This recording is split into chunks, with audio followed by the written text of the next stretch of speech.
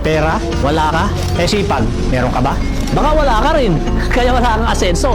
Gusto mong yumaman pero lagi kang reklamo. Paano ka ba magkakapera kung tamad ka namang kumilos? Ang tagumpay, hindi yan lumalapit sa mga nakahilata. Kung gusto mong umasenso, galaw-galaw din pag may time. Hindi sapat ang panalangin lang. Samahan mo ng gawa. Dahil walang yumayaman sa puro pangarap lang. Lagi mong sinasabi, wala kang pera at ang hirap ng buhay. Pero kung titignan mo, ano ba ginagawa mo araw-araw? Gising sa tanghali, tapos puro cellphone lang. Wala kang ibang ginawa kundi tumambay. Paano ka aasenso? Wala ka namang ginagawa. Kahit gaano ka katalino at kagaling. Kung tamad ka, wala kang mararating. Magtrabaho ka, magsumikap ka, magtiis ka.